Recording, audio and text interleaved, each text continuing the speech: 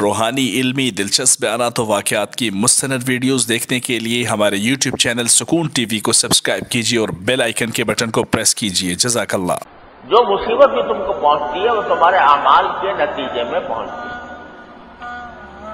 جب یہ بات ہے تو پھر بندے کا کام کیا ہے؟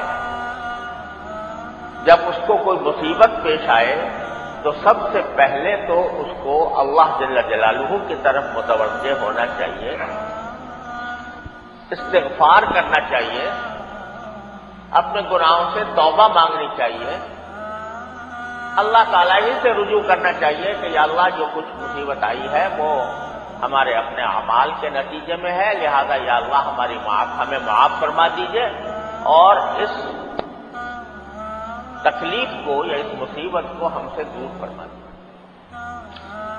پہلا کام تو سب سے پہلے یہ ہے کسی مصیبت میں، وبا بھی ایک مصیبت ہے، تو اس وبا کے اندر بھی پہلا کام جو ہر مسلمان کو کرنا چاہیے اور کرتے رہنا چاہیے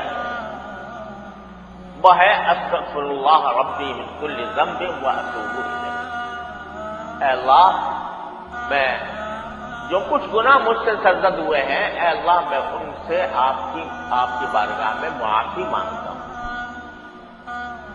اور یہ دعا بھی کرتے ہیں اللہم ارفع عنا البلاء والوباء، اے اللہ ہم سے اس مصیبت کو بھی دور کر دیجئے اور اس وبا کو بھی دور کر دیجئے۔ اللہم ارفع عنا البلاء والوباء چھوٹا سا جملہ ہے، اور لا الہ الا انت سبحانک انی کنت من الظالمین، اس کی کثرت ہونی چاہیے۔ چلتے پھرتے اٹھتے بیٹھتے اللہ تبارک و تعالیٰ کی بارگاہ میں یہ استغفار استغفر اللہ ربی من کل ذنب واتوب الیہ اور لا الہ الا انت سبحانک انی کنت من الظالمین اور اللہم ارفع عنا البلاء والوباء، اللہم ارفع یا اللہم ارفع عنا البلاء والوباء، اے اللہ ہم سے اس وبا کو اور اس مصیبت کو اٹھا لیجیے۔ پہلا کام ایسی صورت میں یہ ہے کہ اللہ جل جلالہ کی طرف بندہ متوجہ ہو، اس کی طرف رجوع کرے، توبہ سے، استغفار سے، دعاؤں سے۔ دوسری بات یہ ہے کہ وبا کے موقع پر جو مختلف احتیاطی تدبیریں اختیار کی جاتی ہیں یا آج کل جن کا مشورہ دیا جا رہا ہے، بعض لوگ ان کو توکل کے خلاف سمجھتے ہیں کہ بھئی اللہ پر بھروسہ رکھنا چاہیے، یہ سب تدبیریں کرنے کی کوئی ضرورت نہیں۔ یہ بالکل غلط بات ہے۔ توکل کا یہ مطلب کہ آدمی تدبیر اختیار نہ کرے، اسباب اختیار نہ کرے، یہ توکل کا مفہوم نہیں۔ رسول کریم سرور دو عالم صلی اللہ علیہ وسلم نے ہمیں یہ سکھایا کہ جو بھی تدبیر ہو اس کو اختیار کرنا چاہیے، اس کی ترغیب دی گئی ہے۔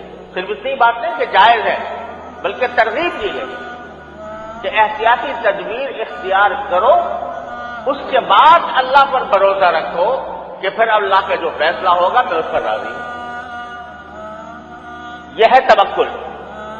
یہ نہیں کہ تدبیروں کو چھوڑ دو، ہاتھ پر ہاتھ دھر کے بیٹھ جاؤ اور کہو کہ اللہ پر بھروسہ ہے، توکل ہے۔ یہ خیال بالکل غلط ہے۔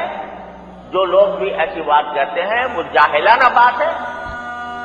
حقیقت یہ ہے کہ اسلام نے اور خود نبی کریم صلی اللہ علیہ وسلم نے احتیاطی تدبیروں کی ترغیب دی اور پھر فرمایا کہ اس کے بعد توکل کرو۔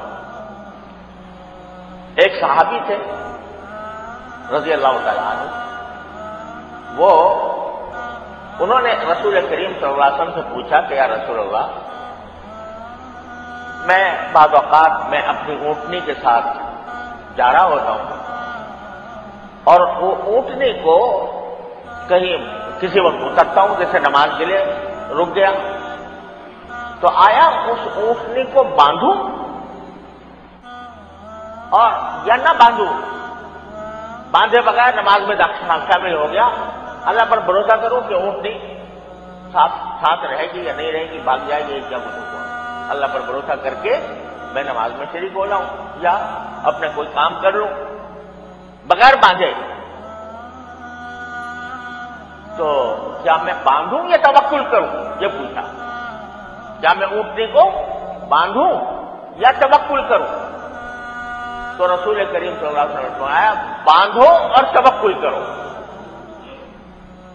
باندھو یعنی اپنی طرف سے تدبیر اختیار کر لو کہ اس اونٹنی کو باندھ دو، پھر توکل کرو، کیا مانا اپنا میں نے کام تو کر لیا کہ میرے ذمہ یہ تھا کہ میں تدبیر اختیار کرتا اور اونٹنی کو باندھ دیتا، وہ میں نے اختیار کر لیا، اب خامخواہ وسوسے لانا کہ کہیں وہ رسی تو آ کے بھاگ نہ جائے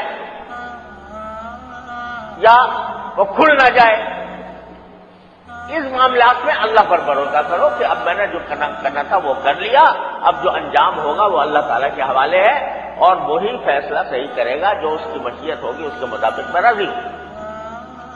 یہ مشہور جملہ ہے رسول کریم سے، اعقلھا وتوکل، کہ اونٹنی کو باندھو اور پھر توکل کرو۔ سارے احکام میں رسول کریم صلی اللہ علیہ وسلم نے اس بات کو مد نظر رکھا۔ وبا کے معاملے میں بھی تعاون، پہلے زمانے میں تعاون کی وبا پھیلتی تھی والعیاذ باللہ، اس میں بیک وقت بستیاں کی بستیاں اجڑ جاتی۔ اردن کے قریب ایک شہر ہے امواس، اس کا نام ہے، حضرت فاروق اعظم رضی اللہ تعالیٰ عنہ کے زمانے میں وہاں تعاون پھیلا اور وہاں سے امواس سے نکل کر پورے شام کو گھیر لیا۔ آج تو شام صرف سوریا کو کہا جاتا ہے، اس زمانے میں شام میں اردن بھی داخل تھا، لبنان بھی داخل تھا، فلسطین بھی داخل تھا، سوریا بھی داخل تھا، یہ پورا علاقہ شام پھیلا، سارا شام کا علاقہ وہ تعاون کی لپیٹ میں آتا۔